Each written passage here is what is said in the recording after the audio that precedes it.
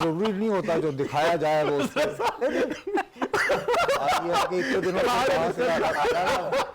मैंने ये देखा कि मैं बात करता हूँ, आप लोग मेरी बात पे हंसना शुरू हो जाते हैं। नुसरत साहब, बहुत सारे लोग जब मियाँ साहब वापस आए तो ये शिकायत करते हुए नजर आए कि मियाँ साहब बाहर नहीं निकलते, फिर वो बाहर निकलना शुरू हुए, फिर उनकी बॉडी लैंग्वेज पे लोगों ने बातें करना शुरू की कि वो एक ऐसा कॉन्फिडेंस दिखा रहे हैं कि अगले वजीर आजम वही हैं। आपको लगता है कि वाकई वो कॉन्फिडेंस या वो यकीन दहानी ही उनकी बॉडी लैंग्वेज का वो हिस्सा थी जो वो दिखा रहे हैं लोगों को? भैया कुछ दिखाया होगा तो इस उम्र में सफर करके आए हैं ना। लेकिन अब ये जरूरी नहीं होता जो दिखाया जाए वो उससे इतने दिनों मैंने ये देखा कि मैं बात करता हूँ, आप लोग मेरी बात पे हंसना शुरू हो जाते हैं। लेकिन मेरा अपना ख्याल है वो बड़े सियाने इशारा दिया होगा जी, वो बहुत सियाने आदमी हैं। मेरा ख्याल है जी कि अगर उनकी 100 से कम सीटें कल हुई किसी भी तरह तो शायद वो चौथी बार वज़ीर आज़म नहीं बनेंगे। उसके बावजूद बने तो फिर इसमें सिर्फ हमारी इस्टेब्लिशमेंट ही नहीं, इंटरनेशनल इस्टेब्लिशमेंट भी होगी। और मकसद साउथ एशिया में जो बात चली थी ना, जियो इकोनॉमिक्स, जियो स्ट्रेटजी नहीं, वो होगा।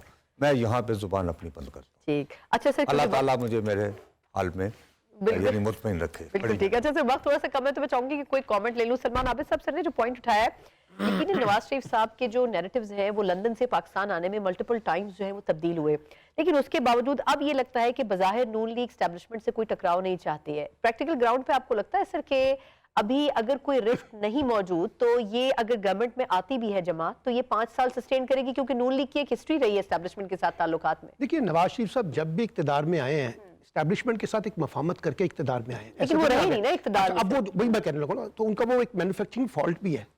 वो जब भी इक्तदार में आते हैं ना तो वहां पे उनको लड़ाई शुरू हो जाती है उनकी एस्टैब्लिशमेंट के साथ। जायज नहीं जायज तो ऐसी नहीं, सुन लेगा, मैं नवाज शरीफ साहब की बात कर रहा हूँ, वो होगी लड़ाई। अब वो आएंगे, अब जो वजीर आजम बनेगा वो बड़ा कमजोर वजीर आजम है। मैं आपको बताऊं, वो कोई बड़ा ताकतवर वजीर आजम नहीं हो रहा। और जो ये इकोनॉमिक काउंसिल सी जो बनी है वो तो सारी की सारी लेजिटिमाइज करने जा रहे हैं उसको, वो कॉन्स्टिट्यूशनल कवर दे रहे हैं।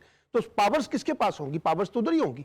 तो नवाज शरीफ साहब तो थोड़े अरसे के बाद फिर बेचैन हो जाएंगे और फिर वो उनके साथ कॉन्फ्लिक्ट हो जाएगा। तो मुझे तो ये लगता है कि जिस किस्म का मैंडेट मिलने जा रहा है या जिस किस्म का मैंडेट की हम तवक्को कर रहे हैं उसमें मुझे लगता है कि शहबाज शरीफ ज्यादा बेहतर है, वो कंफर्ट जोन उनका ज्यादा बेहतर है। लेकिन वो अभी भी यही कहते हैं कि मैं प्राइम मिनिस्टर जो है वो नवाज शरीफ साहब को समझता हूं। वो कहते रहे, वो ये तो नहीं कहेंगे कि मैं प्राइम मिनिस्टर को उम्मीदवार हूं। उन्होंने यही कहना है कि नवाज शरीफ साहब भी प्राइम मिनिस्टर के उम्मीदवार है।